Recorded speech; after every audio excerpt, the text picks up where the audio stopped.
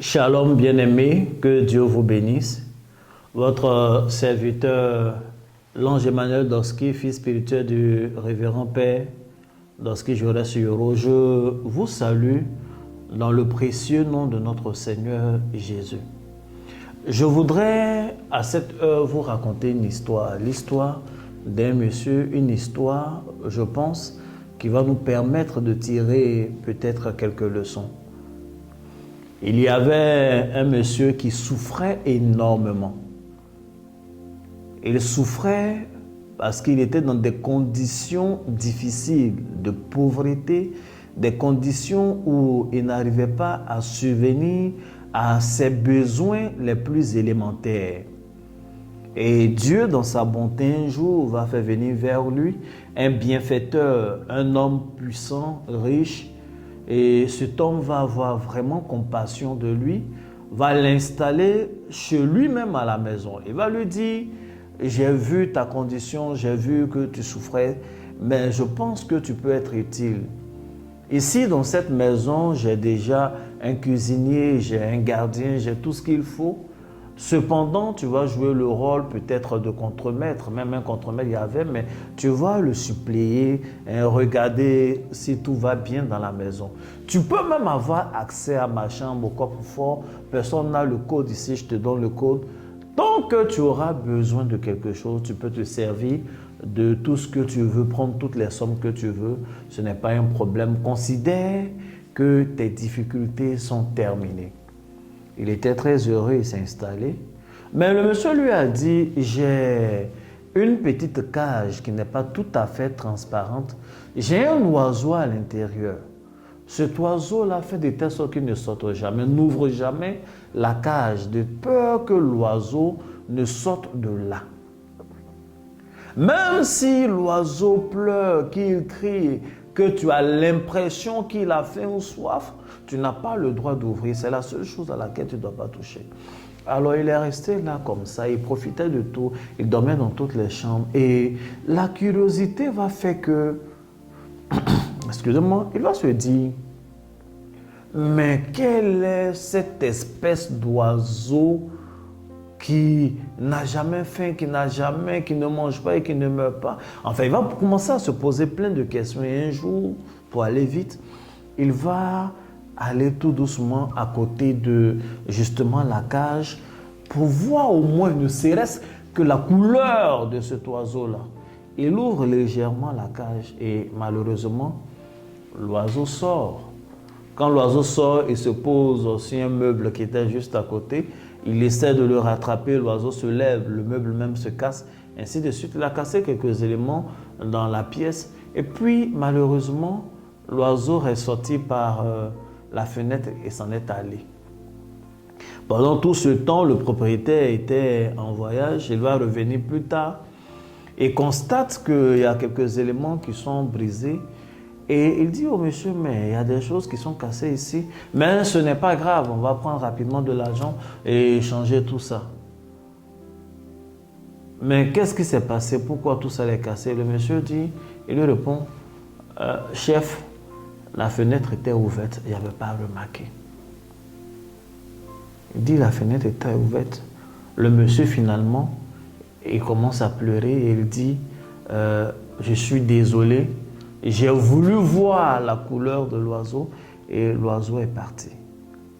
C'est ainsi qu'il a été chassé de la maison en question et il est retourné dans sa pauvreté. L'histoire est un peu triste, mais en fait, dans le temps de sa première galère, pendant tout le temps qu'il souffrait, il y a un homme qu'il maudissait et cet homme s'appelle Adam. Chaque fois qu'il avait fait tout ça, c'est à cause de Adam. Je parle de Adam dont la Bible parle, le premier homme.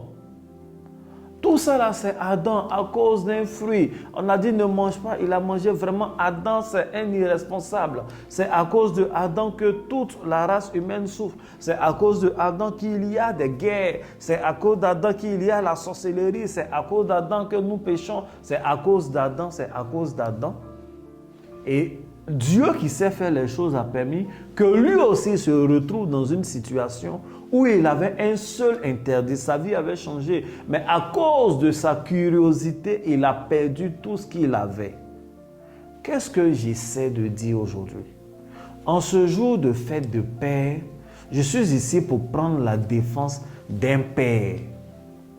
Un père que malheureusement, nous avons oublié tout ce qu'il peut être, mais lui avons donné seulement que l'image du péché. Je suis ici pour dire bonne fête des pères, certes à tous les pères, mais je veux dire bonne fête des pères à papa Adam. Adam est le premier homme. Oui, il a échoué. Mais qu'est-ce qui te dit que toi, dans sa position, tu n'allais pas échouer?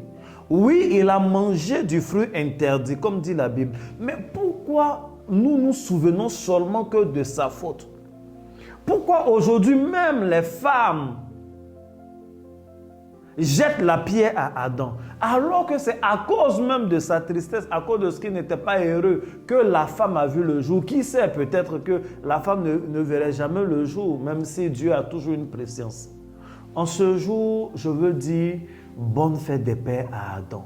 Je veux dire bonne fête des pères et je veux entretenir ou encourager, si vous voulez, toutes ces personnes qui ont souvent tellement fait du bien à des personnes, ont tellement aidé, mais une seule erreur a fait qu'aujourd'hui on te caricature. Tu aides des personnes, mais on se rappelle toujours de tes défauts. Personne ne se souvient d'aucune de tes qualités. Aujourd'hui, personne ne se souvient que la race humaine vient du fait que Adam a existé. Je suis convaincu que ça serait d'autres personnes parmi nous à cause de l'ascension que Dieu avait donnée. Peut-être ils allaient se suicider et la race humaine serait ici éteinte.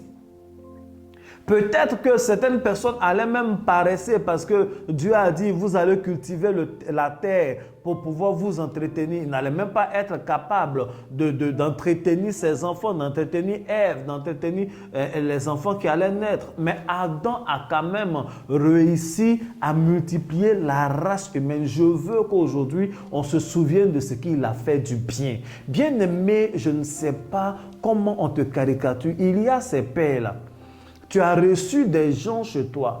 Tu as mis les enfants des autres à l'école. Et en ce jour de fête des pères, tu vois qu'on honore d'autres personnes, mais tu as oublié. On se rappelle toujours de toi quand il s'agit de mauvaises choses, mais quand il s'agit de bonnes choses, on ne se souvient pas de toi. Je veux parler à ce pasteur-là. Tu as pris des personnes, tu les as entretenues. Il y a des gens que tu as baptisés de tes propres mains. Il y a des gens à qui tu as donné toute la connaissance que tu avais. Il y a des gens pour qui tu as prié. Aujourd'hui, ils ont atteint un niveau, mais tu es assis quelque part là-bas. En ce jour même de fête des pères, tu as mal au cœur parce que tu vois qu'on honore d'autres personnes et tu as oublié. Ce n'est pas que tu es jaloux, mais tu te dis pourquoi quand toi tu sèmes, pourquoi toi quand tu travailles, l'effort que tu fais, on ne voit pas. Je veux parler à ce père de famille qui n'est pas respecté ni de son épouse, ni de ses enfants, ni des neveux autres. Malgré tous les efforts que tu fais, tu te lèves tôt. Souvent même tu es jeune, tu peux vivre ta vie, tu peux faire certaines choses, mais tu te prives de beaucoup de choses afin que tout le monde soit heureux autour de toi. Mais on n'a point d'égard pour toi, aucun respect. Et souvent ça frustre, souvent ça froisse. Je suis venu dire bonne fête des pères à Adam. Je suis venu te dire de ne point te dénaturer à cause d'un quelconque comportement de qui que ce soit. De ne point te dénaturer à cause de l'ingratitude de qui que ce soit. De ne point te dénaturer à cause d'un arbre que tu as arrosé aujourd'hui, on t'interdit d'en manger des fruits. Je veux dire à un père, et même au-delà à une mère, tu as aidé tes enfants. Aujourd'hui, tu as vieilli. Ils ont trouvé le moyen de dire que tu es sorcier. Ils ont trouvé le moyen de dire que tu es sorcier. Et pour ça, on ne t'envoie plus l'argent au village. Tu es au village. On ne dirait même pas que tu as des enfants à la capitale. On ne dirait même pas que tu as des enfants en Europe. Je veux te dire, ne garde pas d'amertume dans ton cœur contre tes enfants pour ces choses. Et je veux interpeller tout fils, je veux interpeller toute fille en ce jour à réfléchir sur ces choses que je suis en train de dire. L'une des qualités en laquelle Dieu se reconnaît, c'est la reconnaissance. c'est la gratitude.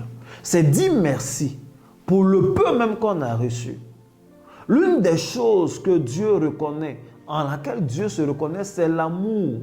L'amour excuse tout. L'amour voit l'effort que la personne a fait. Pourquoi nous voulons nous souvenir seulement que du fruit défendu? Pourquoi on ne se souvient pas de l'effort, de labeur? Adam était dans un jardin. Du jardin, il se retrouve dans un endroit qu'il doit cultiver, où il y a des épines, mais quand même la race humaine doit subsister. Il a réussi. Nous devons honorer les efforts des personnes. À un moment donné, il faut arrêter de grossir les défauts des autres et penser au bien qu'ils t'ont fait.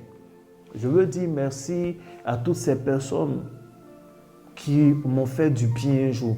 Même si peut-être, apparemment, le mal a été plus. Peu importe, je ne veux pas mettre de mal dans ma balance. Je veux qu'il n'y ait que le bien. Je veux dire merci à toutes les personnes qui ont pu contribuer un jour de quelque manière que ce soit dans ma vie. Même s'il y a eu des incompréhensions, je veux dire merci à toutes ces femmes-là. Je veux dire merci à tous ces hommes-là. Et je veux engager tous ceux qui m'écoutent à le faire. En fait, bonne fête des pères, Papa Adam. Que Dieu vous bénisse. À très bientôt.